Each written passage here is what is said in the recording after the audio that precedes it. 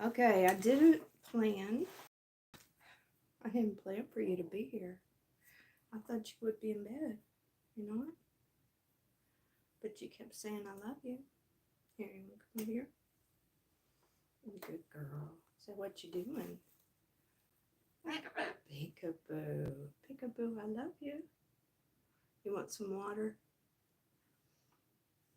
Or you wanting some bread? Can you laugh for me? Okay. How about a laugh while we're waiting for our friends to arrive? You gonna laugh? I love your laugh. Are you about ready to go to bed? It's actually kind of hot in here. I'm sweating. What am I doing? I'm waiting for my friends to arrive. Let's see. Welcome to live. Read and see what that says. Live chat. Remember to guard your privacy and abide by our community guidelines. I can do that. So where's our people? So where is everybody? Maybe they missed the message. Oh, we're gonna have to turn on some AC in here. What do you think? Are you enjoying the temperature? Are you enjoying it? Okay, let's see here. I guess people just jump on when they get here. I love you too. You're a good girl. How about if we start? What is it? What is it? How about if we just go ahead and start, and when people come, they'll be here. Okay. This is my first time to do a live, so I absolutely do not know what I'm doing. So I guess it's kind of a test run. I know you were supposed to be in bed, weren't you? It's your bedtime. But you want some water, didn't you? What am I doing? You know what? I really don't know. I'm hoping that some of our community is going to come and join us. Some bread. Would you also want some water? Are you ready to go to bed? I'll be good before we start. Okay, so today we're going to talk about different theories of the Moscow tragedy. And whenever you jump on, let us know where you're tuning in from. I'm in the Central Time Zone. I'm in Texas. And so is Aki, aren't you? And it's exciting to have friends from all over the world. And I might have actually, oh, you don't want me to talk to the camera, do you? Might have actually started, or not give, maybe I didn't give enough notice. Think so? You need some bread. Okay, just type in there, and I'll go ahead and put Aki. I'll go ahead and put Aki to bed. Okay? We'll see how this works, and then I'll be right back. Oh, you're okay, baby. You're okay.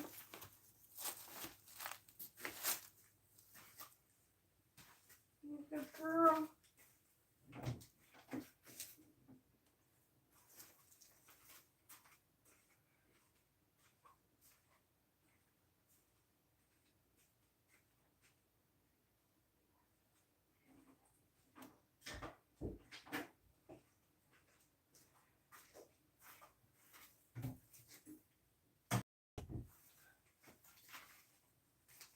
I'm coming. Oops, we got Aki to bed. So I can slide in over here. Uh-oh. It's on my underarm. Okay. Let's just go ahead and treat this as a practice run. And my idea was to ask, because it's so exciting to me when we have, I guess, crowdsourcing and kind of share our knowledge together. And I wanted to share that I have some ideas on a theory that probably pretty, let's see, what would you call it? Well, it could be something that nobody wants to hear anything about. So if we talk about Bryan Kohberger, then I'm just going to say right up front, if I were given a jury summons, or if I was asked to come in to serve on a jury, I would have to, for my conscience, say I can't be objective. That's just me. I can't. I'm not able to, because of the things that we know. But we do, in our country, we do afford people the presumption of being innocent until they're proven guilty. So, at this date and time, then honestly, we say that Bryan Kohberger is innocent. And so I started trying to think of ways that, I guess, my mind went to, was Bryan possibly framed? And so I started working through every idea, and sometimes it went a little ways, and then sometimes it didn't. So I thought I would ask you guys about it. That my theory begins with the motive. And the only motive that I see, or the motive that I see that's plausible, is just from looking at the information from the interviews, the college students that Bryan was teaching as a graduate assistant all reported that when he graded their papers, like, it was very, very tough. They said basically it wasn't fair. And I can see when that happens that it's easy for students to get really upset when they think that they've worked so hard, they deserve an A, and then here they get a B minus or a C plus because Bryan wasn't as pleased with the work that he thought they would be turning in. So, I feel like that it's very possible that many of his students complained, and I believe that we heard that. Thank you for the thumbs up. That's so nice. And please chat. I hope I can see the chat. I don't know. And be sure and tell me where you're from. If you're from just around the corner or the other part of the world, it is exciting to crowdsource information to me. So this is my first trial run. And so the motive, I was thinking, could be some of his students were very, very discouraged and very upset. Hello, I'm glad you're here. I'm going to have to put my glasses on to see. Does that say Flagstaff? Oh, upstate New York. Hey, Pete. Yay. I just wanted to talk about the possibility that it might not be Bryan.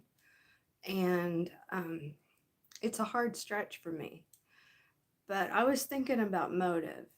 If you have ideas about, if you feel like somebody or a couple of somebodies may have framed him, then put it in the comments, and I hope I can read it. I might have to scoot up closer. So, my guess is when we look at other theories is it possible that his students were so angry with him for getting horrible grades on his first assignments? Um, and some complained, and some may have had more sinister attitudes toward uh, him as a graduate student. So, I'm wondering if it would have been possible for some students to hack in and see which girls that Brian liked their pictures, and a kind of check out and see how they could um, hurt him in a way that he wouldn't know who did it. So that's a far stretch. I know it's a very far stretch, Pete.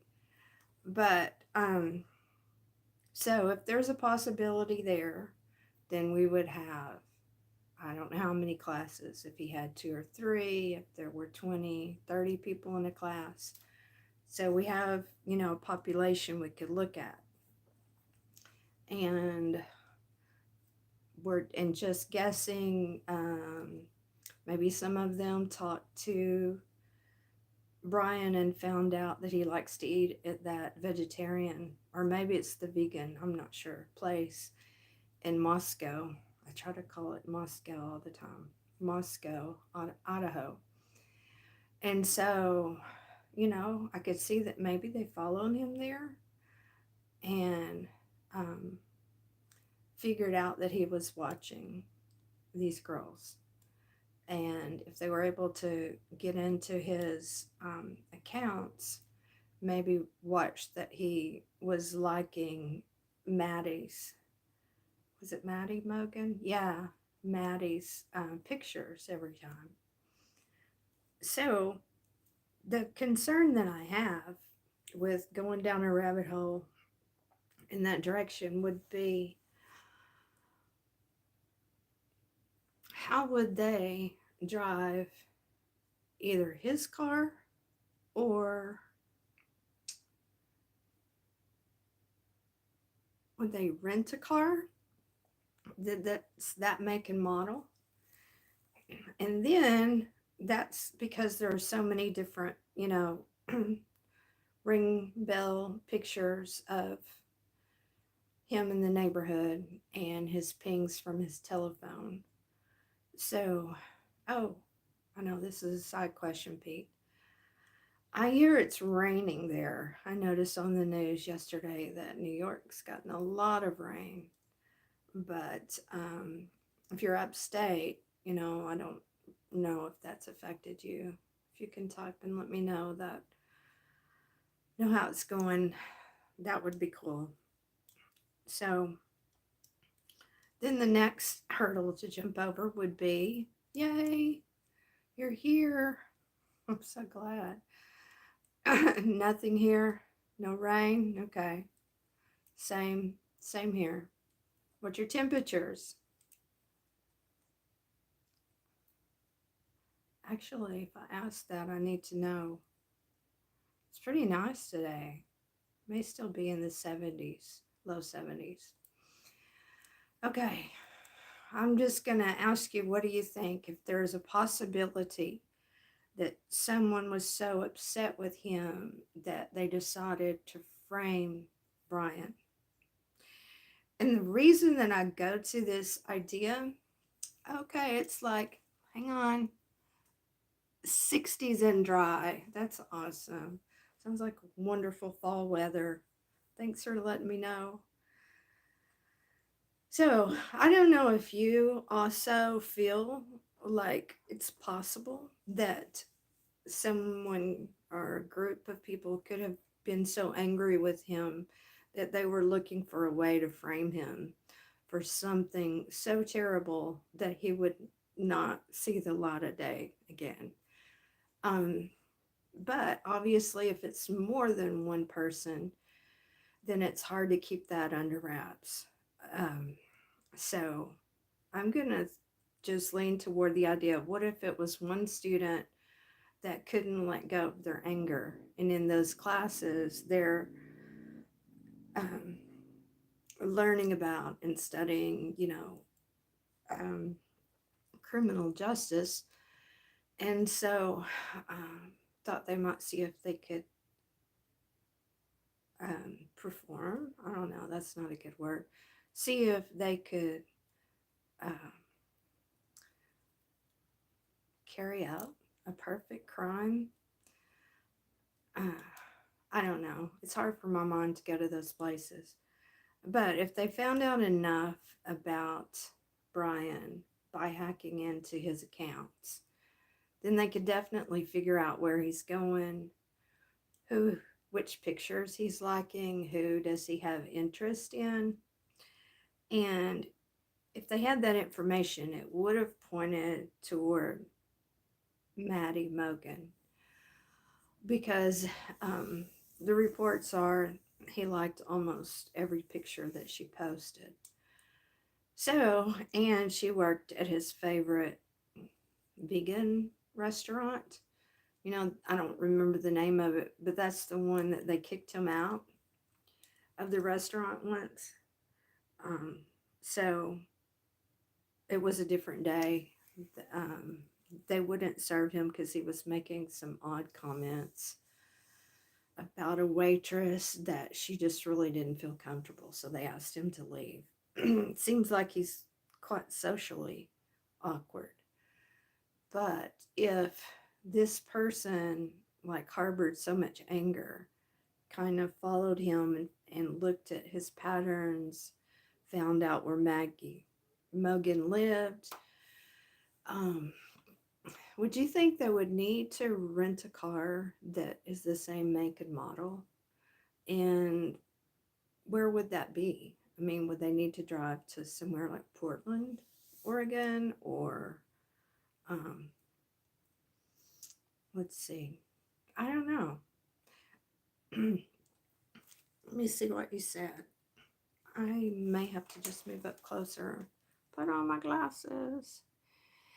He did that near his home too. That's interesting.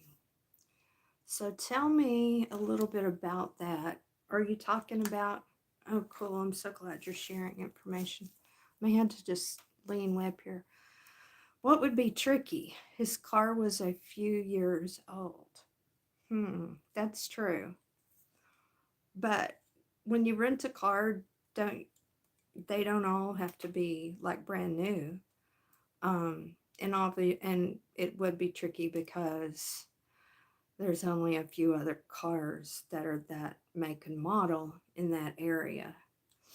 So he got kicked out of bars for creeping on girls. Yes, I thought that was actually one of them was at the restaurant that Maddie Mogen worked at, where he was kind of obsessive about vegan or vegetarian food, that they also served drinks.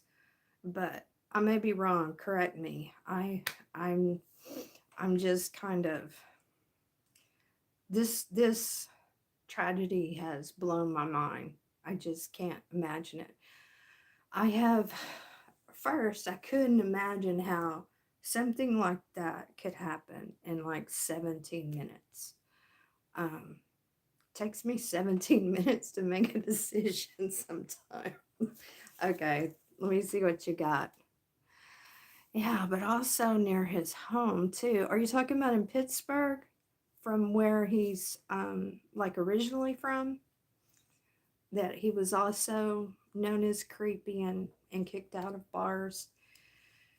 He was definitely not accepted into any type of brotherhood, friendship that I can say, okay, yes, thank you.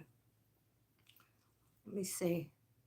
In Pennsylvania, got it. That's what I was thinking. Now, I don't know which bars. Do you happen to know which bars? And I guess that would be before he went out to um, college in Washington.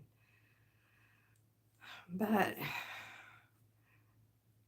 I mean, I guess someone could have taken his car. But here's the problem that I continue to get stuck on. How does a person not have anything, don't leave any blood, DNA, any kind of thing except for on this Gabar knife sheath? Because that, I guess that's where I started thinking that, one of the students might have bought it from him, and he opened it to show him, so he opened the snap a couple of times, and they were very careful with not touching it, or maybe using a little bleach like this. I'm just saying, what if this happened, a few months earlier? So they have his DNA on that. But the problem for me is, how could that level of tragedy happen with four people and not leave even really a trace other than that tiny bit of DNA? I believe that, do you remember if they had a shoe print? It seems like there was some talk of that. Um, but with so much blood coming out of that house, it just blows my mind that one person could have done that. Um, would take a person that would be very angry, so far out of my understanding that I could not serve on the jury, because I don't know that I could give him a fair shake. I feel like I'm already too invested into, yeah, this is the guy. Oh, let me read. Thanks for your chat. I wish I could see it better. It's been on a few YouTubes. Okay. I don't recall. I bet the cops have collected lots of stuff in all this time. Those are good points. That there's probably so much more information that they're keeping close to the vest. So, do you happen to think there's any possible way that somebody else did this and made it look like it was him? I just wondered if there was space in other people's minds to kind of question. Because I know his attorneys are working awfully hard, doing backflips, searching for ways that they're trying to challenge this DNA stuff. Let me see. I don't recall. Okay, yeah, you're right. Well, I don't know if you heard it first. This is my first time to give this a try.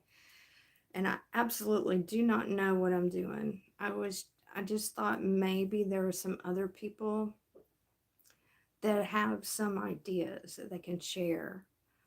Um, because I mean, even with this telephone, it's easy to put in airplane mode. It's easy to totally shut down your phone when you don't want someone to know. I mean, I don't think I've ever put my phone in airplane mode, but I'm absolutely not the type of person who would ever do something like that. My mind can't go there. So, Pete, do you think that the other students were basically collateral damage, that he actually went there just for Maggie and then ran into a lot of different situations? Um, because if he had planned that, I just don't understand how he thinks that he might be able to get in, do it, and get out. Yeah, that's my guess too. Um, so he didn't expect, um, darn, I forgot her name. What's Maddie's great friend name? It just, it just, it's gone. Anytime other I would be able to remember. Okay, it's he liked killing and kept on going. Oh, that's interesting. Of course, I mean, I do know some hunters, and I'm such a baby, I can't even, I couldn't shoot a deer or anything, but that's who I am. So, um, but I definitely could see that some people would have a thrill because hunters talk about when they see a deer, sometimes they just start shaking because they're so excited, so much adrenaline. Um, so her best friend wasn't planning on actually staying, if it's my understanding is correct, but then decided to spend the weekend with them after she got her vehicle. Um, so whether he knew that or not, we don't know. Um, he probably didn't see, wow, didn't see them as people. That's interesting. Do you think he saw them as um, another rejection, as being pretty young ladies that he was just basically angry about? Deer. Yeah, I know a few deer hunters, not very many, but I've heard that's a situation. Uh, I don't know. I couldn't. I'm not the type of person to hardly kill a a grasshopper. Anyway, let's. That's just me. How about you? Or can you fathom that somebody may have their mind may be warped to such level that uh, it's a thrill? I know there have been people in the past, and I guess it was Ted Bundy was the one that it just baffled me. It's like I will never get to where I can understand that that can be exciting. But it's so strange to me that if he went first to the third floor, and it makes sense that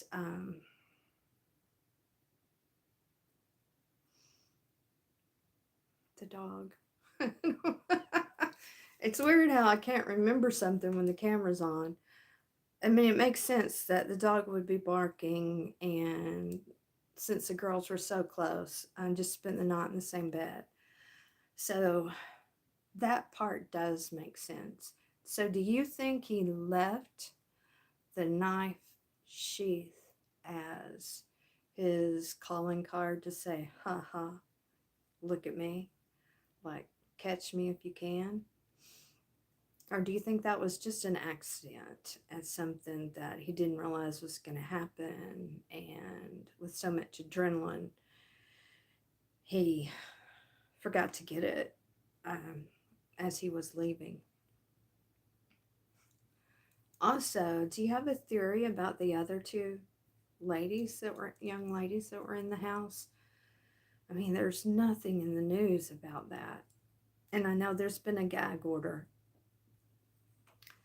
Um, I know that's hard because parents are needing healing, and they definitely, I feel like they need to be able to talk and to share and to work through it.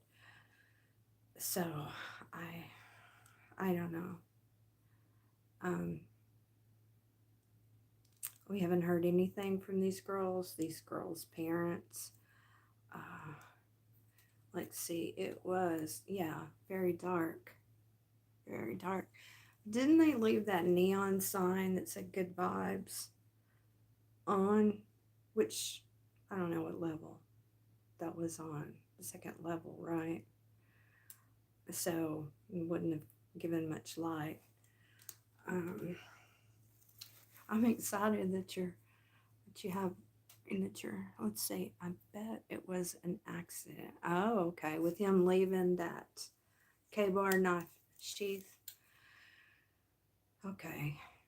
Because I've gone back and forth thinking, could he be that arrogant that he could say, good luck to you. You're not going to catch me. Okay, so I want to ask you if you have a theory of how this could happen without him leaving any trace other than that. I mean, I've heard people talk about a hazmat suit. Um, but Dylan said he was all in black with a face mask. I guess. Do they make those all in black? And then how does he get out of it before getting into his car with nobody noticing? I know it's dark, and there's some places where there's some trees that's a possibility.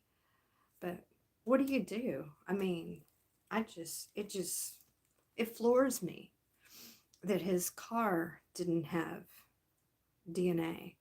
And I guess, like you said, the police probably knows so much more, and maybe it did, and they're just absolutely not saying. So I don't know. I guess I started thinking about, what if somebody framed him and did a mastermind of a job with that? Because college students can get angry, especially if they're studying. That's what they're studying, and it was a way to really hurt him because of the grades they got. But they did say, after the college students did say after this happened, that he gave them good grades, and like he didn't take the time to worry about it. And I guess that's because he knew that he was not gonna return to work. Wow, I guess there's so much we don't know. Did you happen to watch the special night before last? I think I started to say it was on 48 Hours, but it might not be that one. Again, classes. Okay, another weird thing they don't say much about was his heroin addiction. Wow. I didn't realize it was heroin. That's interesting. Um, I do recall that in high school, a girl that had interviewed a bit because they were little sort of friends, that there was some elements of drugs, but it didn't. But he did lose a lot of weight, and I can see people on meth typically do that, don't they? And a lot of drugs, I guess, do that. So what I notice really is that in a couple of the pictures, his eyes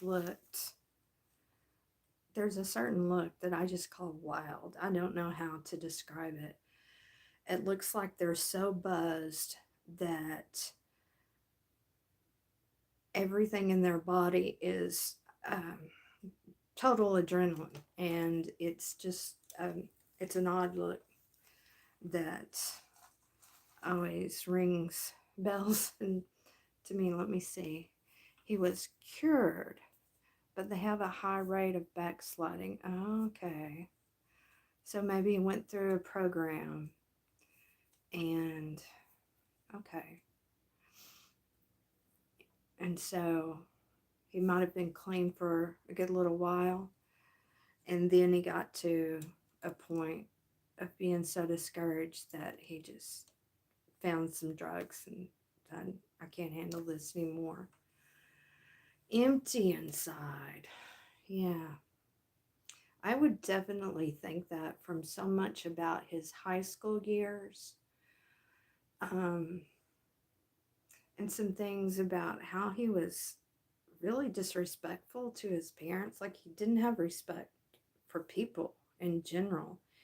And he didn't want any meat cooked in any pan around him. And it's almost like, it sounds like, and I don't know this, I'm just kind of guessing, speculating that they didn't want to stand up to him. maybe feeling like he would, um, like you said, backslide. Maybe that's what it was. Wow.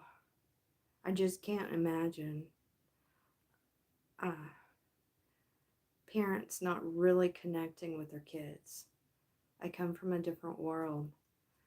So, uh, obviously, I guess that would make a person quite angry and get to the point of feeling very empty. That makes sense. Like you're saying, the thrill from a person that's so empty and maybe has also so much rage that the world is not treating them the way they are sure they need to be treated. Did you happen to see his earlier when the police officer, the lady stopped him for something very insignificant. I'm gonna say almost around a stop sign, or it might have been a red light, or I don't know. I can't remember exactly right now. But just watching that, it sounds like his attitude was, "No, I'm right. Like I'm superior." And I mean, obviously, he didn't say it that way, but he was challenging her and wanted this police officer to show him in the law. And then he wanted to tell her, well, in Pennsylvania, but he was not in Pennsylvania. It's like he really wanted to argue with this lady. And I found that quite telling that he had that narcissistic tendency to think he's the only one that knows anything, and these other people are just um, frustrating to him because they don't understand that he is the person. Wow. So this has been a lot to think about. Thank you for sharing. Um, and I guess I was planning on wrapping it up like 30 minutes, but it took me forever to even get it started. Thank you. I may know how to do it now. So let me see what else you have. I don't see that. Okay, you didn't see that police officer stop. I don't know where it is, where I found it, but from the FOIA documents and so much, that video camera that she had to turn on is out there somewhere. I saw when he got pulled over with his dad. Yeah, I did too. He kind of had that look, that sort of angry, disgusted look in his face, where the dad was just sort of um, compliant, answering questions. And then Brian said they were going to a Thai place or something. I bet his dad thought, what? We're driving to Pennsylvania. But apparently they were used to his personality. They were used to the way that he decided he was in charge of that family. That's just very discouraging. I hope he's learning some things. Um, no feelings at all. Good point. Yeah, kind of a blank. Um, just not here. Not here. Not here and now. Yeah. I guess another thing I'll just throw out there that is unbelievable to me, that people would write him in jail and like claim they love him. I was like, this is so out of my mind. So I started looking into that, and I noticed that it happens a lot. And um, it's sad that someone would do something so horrendous to feel somewhat famous. And um, it's really sad. And I hate it for those families. I noticed that Ethan Chapin's family, the one that was the guy that was a triplet, they have a very strong mental a way of moving forward. They've got two more children, two out of the three that they want to be good parents to, and they just don't want to dwell on this. And so at first I was thinking, oh, I hope they're not just sweeping it under the rug and stuffing these feelings, but they seem genuine. So I hope they're doing well. I noticed that documentary they weren't involved. I mean, they talked a bit about Ethan, but they weren't involved really like the other families. Um, and it was mostly Kaylee Gonzalez family that was interviewed and um, really talked in depth about everything. Talked about the new baby that was born, uh, named her, after Kaylee and Maddie, kind of squished that name together, and just so much that they shared. But let me think.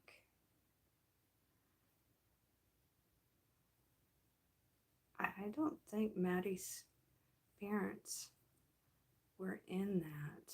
And they talked about her just like they did Ethan. Now, Ethan's girlfriend's parents did participate. I hope you get to see that if it's something that you're really interested in. Um, a lot of what was shared we already knew with all of this information. So, if you come up with a theory of how it could be anybody else um, that could have possibly framed him. I mean, the thing that I remember that he told the police when he was arrested, or the thing that he said was, "Am I the first person to be arrested?" Which I'm sure he went over in his head. What kind of thing? What can I say? How do I throw them off? Um, so I thought, I mean, obviously that sounds a bit odd, but I guess we'll see in the trial. I hope they allow cameras in. I don't know if they've ruled on that for this trial yet, but I think the transparency is the best thing for everyone to be able to see what happens. I mean, the courtroom's open, obviously, so it's transparent, but we can't all be there. Gives us that insight to see how the court system works and how our jury system most often gets it right, and is very dedicated to their job, even though they're paid a few pennies, huh? Let's see. I bet they got lots of evidence. Yeah. Yeah. And then I was thinking, because it seemed like he was going to not waive his right to a speedy trial. And I was like, wow, that was where I started thinking there's something else going on, you know. But obviously, to have a defense ready, um, and of course he waited till the last minute. Okay, to say Vallow was on TV, so it should be a good viewing. Yeah, let's see. That was Idaho, Rexburg, and then it was. You're right. Um, and I was thinking there. I hope that we get to hear the evidence because I think it helps educate our world, not just in the United States. I mean, from all over, other countries get to see how our court system works here in the United States. And obviously, there are many things that are wrong, but that's typically one of the places that I feel like they do a good job, other than waste money. Spend so much money on Lori Vallow Daybell's defense. That was sickening. But those are things I can't do anything about. I'm so happy you joined me, and it was really nice. So hopefully I can get this figured out to maybe have some better material worked up for next time. But it's a pleasure. Aw, that's sweet. Great job. Wow, you're the one that encouraged me. I appreciate it so much. You did a great job. Thanks, and hopefully we'll see each other again. I hope you have a good night. Break out that guitar of yours. Do you see it? Yeah, it's over there. Might have to. I love to sing too. It's crazy. But thank you. Awesome. All right. Good night.